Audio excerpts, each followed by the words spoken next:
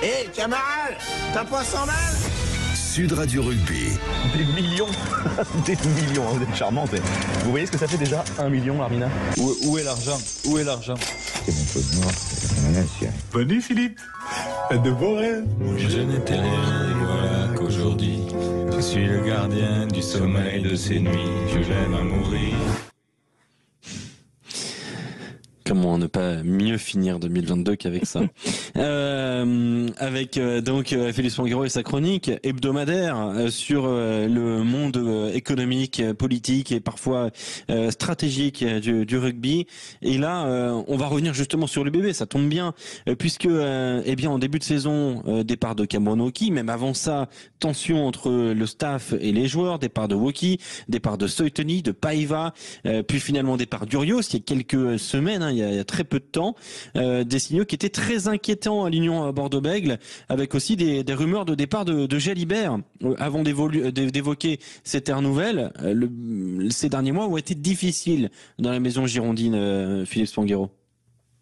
Oui, ils ont été difficiles. On a senti les choses se déliter et cette cassure entre Urios et ses leaders de vestiaire déjà là sur la fin de saison dernière, ça a été compliqué. On sentait la tension monter.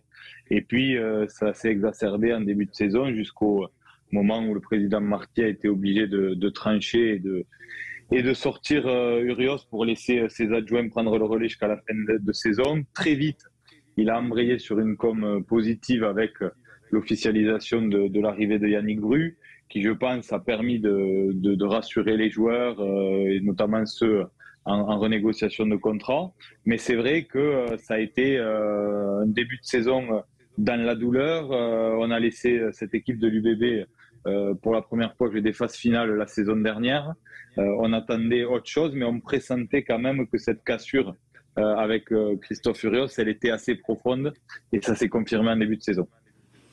Ouais, ça s'est confirmé et on se disait donc du coup intérim de Julien Lahirle et de Fred Charrier, on se posait la question de la direction qu'allait prendre cette union Bordeaux-Bègles et puis rapidement, il faut le dire avec efficacité, Laurent Marty, le président de l'union Bordeaux-Bègles, a construit des choses. Déjà, il a validé l'intérim de Lahirle et de Charrier, puis il a annoncé les arrivées de Yannick Bru et de Thibaut Giroud avant une nouvelle arrivée qu'on évoquera ensuite.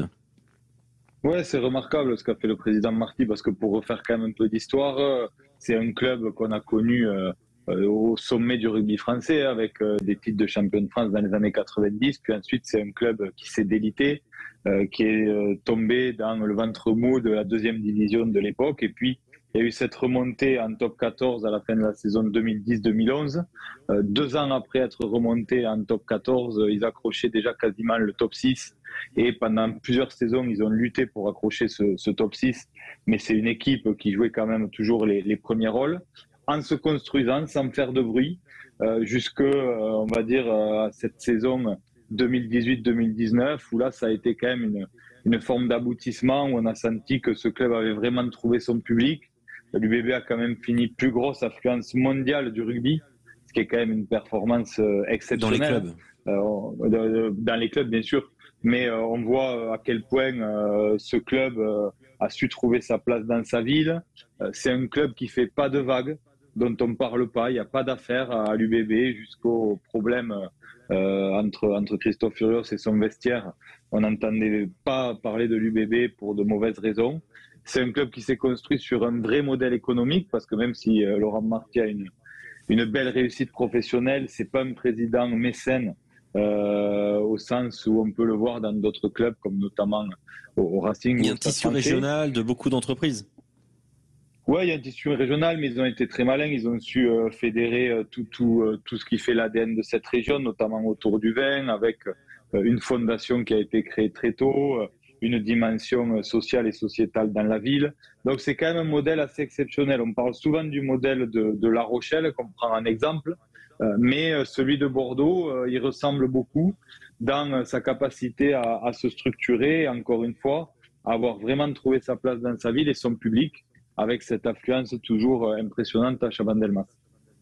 Ouais, très belle affluence du côté de Chaban-Delmas, un soutien indéfectible. Et je le disais donc, les premières briques, c'est l'arrivée de Yannick Bru, l'arrivée de Thibaut Giroud ensuite, qui est annoncé à la base au Racing 92, et puis ça allait pas le faire avec Stuart Lancaster. Du coup, il arrive à l'Union Bordeaux-Bègles. On parle du directeur de la performance du staff de Fabien Galtier actuellement. Et puis la dernière arrivée. On l'a appris il y a quelques jours, c'est celle de Damien Penaud quand même à l'Union Bordeaux-Bègles. Qu'est-ce que cela traduit du club girondin, Philippe? Elle traduit un pouvoir d'attraction énorme. On sait que quand un joueur comme Damien Penaud, tout le monde voulait Penaud, l'ASM, c'est pour aller dans un très grand club. Il l'avait dit, qu'il voulait jouer des titres, qu'il voulait un club très ambitieux. Et donc, quand l'UBB annonce l'arrivée de Damien Penaud, ça valide le fait que ce club a tous les arguments pour un joueur international reconnu, un des meilleurs joueurs du monde, pour peut-être pas y finir sa carrière, mais en tout cas y faire une partie de sa carrière. Donc c'est un élément de com très très fort, et ça revient à ce qu'on disait tout à l'heure, c'est-à-dire cette capacité à avoir inversé la dynamique négative du début de saison très vite avec ces annonces successives, Thibaut Giroud, Yannick Bru et Damien Penaud. Mais c'est vrai que, alors, je souligne quand même que pour moi, le gros coup, ça a été Yannick Bru, parce que je crois que c'est quelqu'un qui a la capacité à mener beaucoup de monde autour de lui. Il y a un affect autour de ce personnage. Voilà, c'est quelqu'un qui est apprécié, que ce soit humainement ou par ses qualités techniques de manager. Et je crois que le gros coup, ça a été Yannick Bru, qui derrière a permis d'embarquer Thibaut Giroud. Et le duo Yannick Bru-Thibaut Giroud a permis de rassurer aussi Damien Penaud. Ouais, Damien Penaud qui donc arrive du côté de l'Union Bordeaux-Bègles. La prochaine étape, c'est quoi pour l'UBB? C'est par exemple la prolongation de Mathieu Jalibert, c'est des recrutements. Quel est là, si tu dois donner le prochain step, c'est quoi? Pour moi, le dossier le plus fort suite à l'arrivée de Damien Penaud, ce serait de sécuriser Mathieu Jalibert. On sait à quel point les demi d'ouverture sont précieux. Ils ont la chance d'avoir un des plus grands demi d'ouverture français. Il y a du monde dessus. Le deuxième grand signal, ce serait de réussir à faire rester Mathieu Jalibert. Et je crois que tout ce qu'on vient de dire avant doit être de nature à le rassurer aussi, s'il se trouve bien dans ce club, et je crois que c'est le cas. Et puis ensuite, la prochaine étape d'un point de vue sportif, c'est de s'installer dans ce top 6 et de jouer des phases finales. Puisque c'est vrai que c'est assez cruel quand même pour l'UBB, parce que l'année Covid, c'est ce club survolait quand même un peu les débats, était largement premier de la phase régulière, et puis cette saison s'est arrêtée, alors qu'on sentait que c'était un peu l'année de l'UBB. Et donc après, il a fallu rebondir. Après cette saison Covid, ça a été un peu plus délicat. Et puis la saison dernière, ils touchent à ces phases finales. Ils échouent en demi-finale contre Montpellier. Mais voilà, c'est une équipe aujourd'hui qu'on attend à ce niveau-là.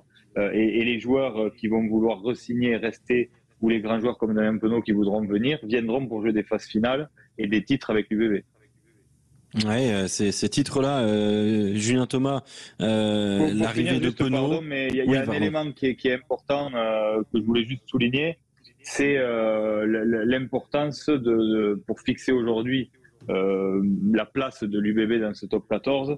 On regarde un peu les budgets, mais les budgets, ils restent aléatoires parce que l'UBB aujourd'hui n'a pas un très gros budget, c'est 26 millions d'euros, mais ces budgets, ils sont à regarder un peu de loin parce que avec ces présidents mécènes dont on parlait, ils sont pas forcément très révélateurs de la vraie situation du club. Mais en tous les cas, ce qui est intéressant à regarder, c'est la masse salariale, le salary cap. Et c'est vrai que depuis plusieurs saisons, presque 3 ou 4 saisons maintenant, l'UBB arrive quasiment au plafond de la masse salariale. Ça veut dire que c'est un club en bonne santé financière qui a les moyens de ses ambitions.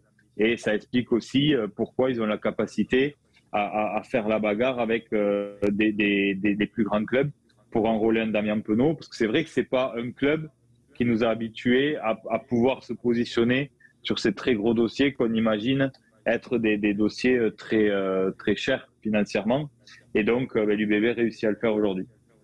Il y a eu le dossier Rapindra il y a quelques années. C'est vrai que depuis, c'est Damien Penaud qui vient compléter cette petite liste. Julien Thomas, Damien Penaud à l'UBB, t'as été surpris? Non, surpris non, parce que je pense que l'UBB, comme disait Philippe, c'est un UBB qui se construit depuis des années, mais qui ce cap à franchir peut-être est dû à faire venir des joueurs qui ont fin de titre, et qui ont un talent parce qu'ils sont internationaux en plus.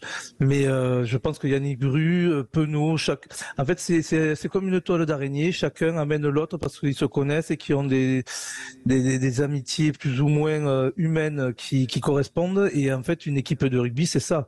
C'est pas une pléiade de stars forcément qui ne se blairent pas, mais surtout mettre en osmose du talent et avec le staff directement dans un collectif.